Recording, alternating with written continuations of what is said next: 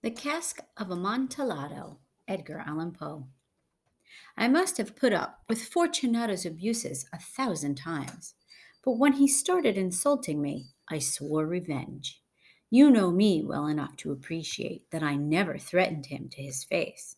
I knew that sooner or later I would get him back. That was certain.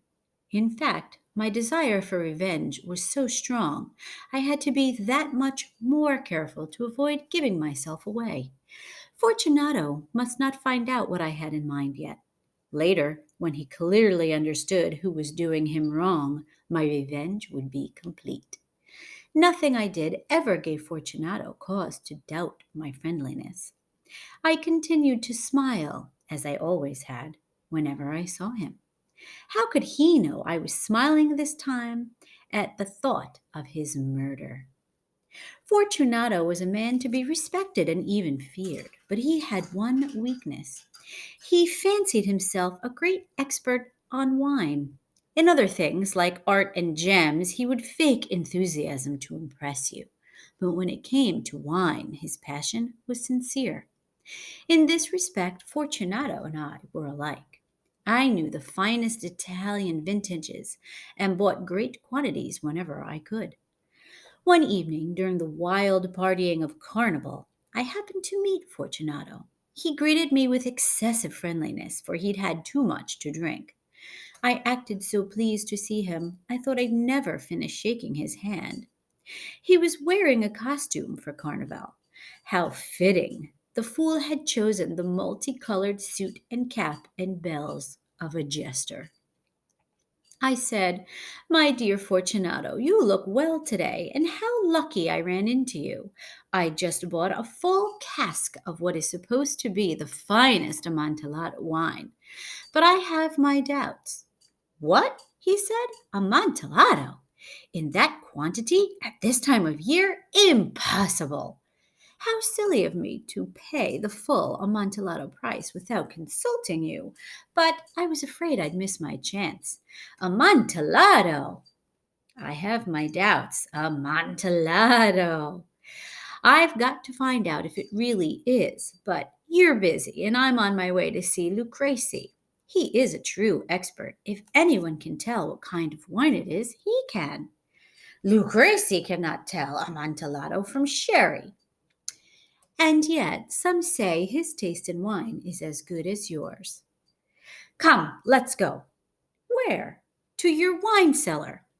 Oh, my friend, no, I can't impose on you like that. You're busy. Lucrezi, I'm not busy. Come. No, my friend, no, it's not just that you have a cold. I see my wine cellar is too damp. The walls are covered with mildew. Let us go nevertheless. This cold is nothing. Amontillado. You have been cheated, and as for Lucrezi, he can tell you sherry. He can't tell you sherry from Amontillado. As he spoke, Fortunato took my arm and put on his mask and cape. I let him hurry me to my villa. There were no servants at home. They had run off to enjoy Carnival. I told them I wouldn't be home until morning. I ordered them not to stir from the house. That, I knew, would ensure their immediate disappearance as soon as my back was turned. I took down 2 torches and gave one to Fortunato. I reminded him to be careful as we descended. My wine cellar is inside the ancient underground burial chamber of my family, the catacombs of the Montresors. My friend walked unsteadily. The bells on his cap jingled as he stumbled along. "The cask," he said. "Oh, it is further on," I said. "Take a look at these walls." He turned toward me, staring with drunken eyes. "Mildew?" he asked. "Mildew," I replied. "How long have you had that cough?" My poor friend found it impossible to reply. "It is nothing," he said at last.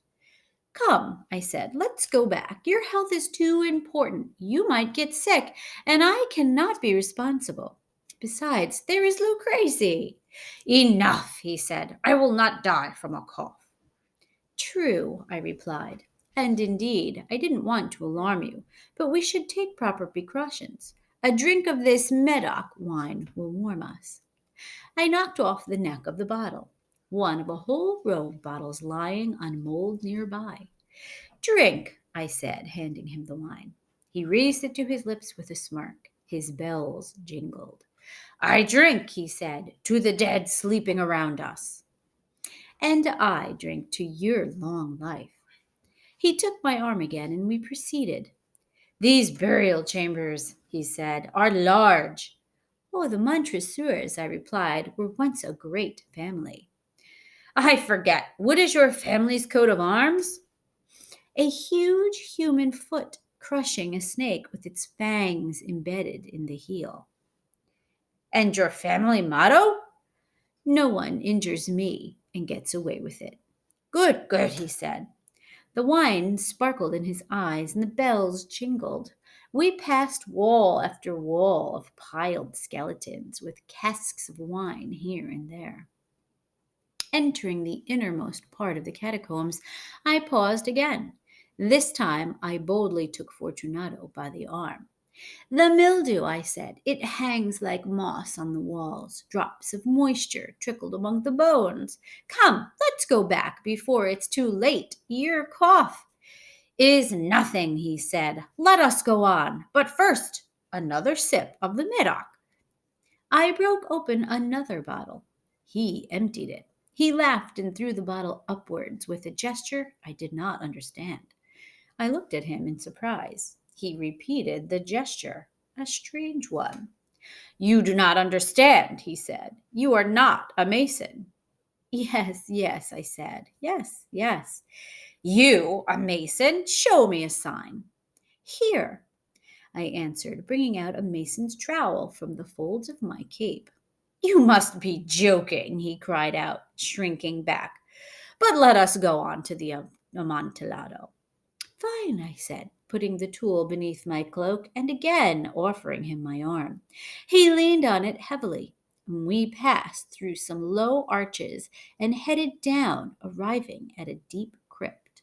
The air was so foul our torches barely glowed.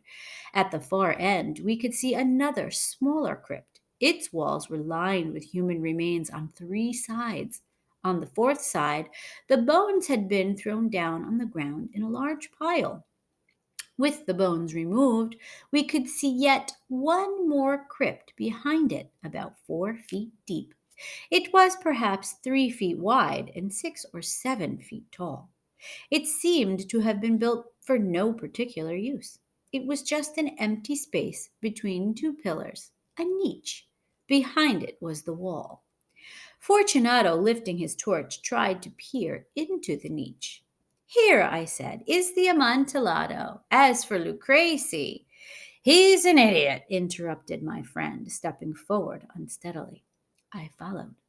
When he reached the end of the niche, he staggered into the wall. He just stood there, dazed. In an instant, I had him in chains. In the rock wall, 2 feet apart, were two iron hooks. From one hung a short chain, from the other, a padlock. Throwing the chain about Fortunato's waist, I had him secure in seconds. He was too amazed to resist. Taking the key from the lock, I stepped back. Pass your hand, I said, over the wall. Feel the mildew. It is very damp. Once more, I beg you to return. No? Then I must leave. But first, I must take good care of you. The Amontillado, my friend cried out, still astonished. True, I replied, the Amontillado. As I said these words, I was digging into the pile of bones I'd mentioned before. I soon uncovered a supply of building stone and mortar. With my trowel, I began to wall up the entrance to the niche. By the time I had laid the first tier of brick, Fortunato had sobered up quite a bit. The low moaning cry I heard was not the cry of a drunken man. Then there was a long silence. I laid the second tier, the third, and the fourth. Then I heard the chain shaking furiously. The noise lasted for several minutes. For greater satisfaction, as I listened, I took a break and sat down on the bones. When the clanking quieted down, I quickly finished the fifth. sixth, and seventh tiers. The wall was now nearly as high as my chest. I paused, holding up the torch. I threw a few feeble rays of light on the figure within. Loud, shrill screams burst from the throat of the chained form. For a moment, I hesitated. I trembled and moved back. Taking out my sword, I began to grope around inside the niche.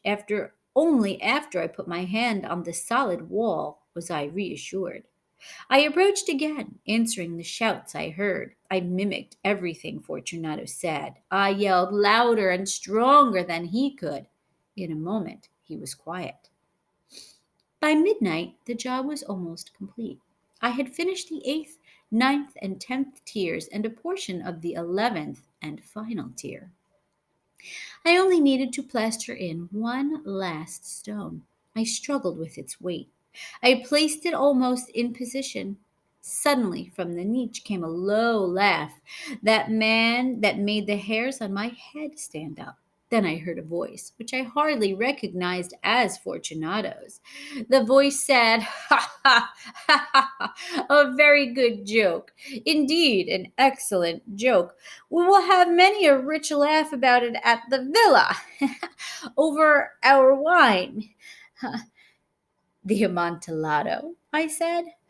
"Aha, yes, the Amontillado, but it is not getting late. Everyone will be waiting for us. Let us be gone." "Yes," I said, "let us be gone." "For the love of God, Montresor." "Yes," I said, "for the love of God." I listened in vain for a reply. I grew impatient. I called aloud, "Fortunato?" No answer. I called again, "Fortunato!" No answer still. I pushed my torch through the only remaining space in the wall and let it fall inside. In return, I heard only a jingling of bells. My heart grew sick. It was the dampness of the burial chamber. I quickly finished my work. I forced the last stone into position and plastered it. Against the new wall, I reassembled the old pile of bones. For 50 years, no one has disturbed them. Fortunato, rest in peace.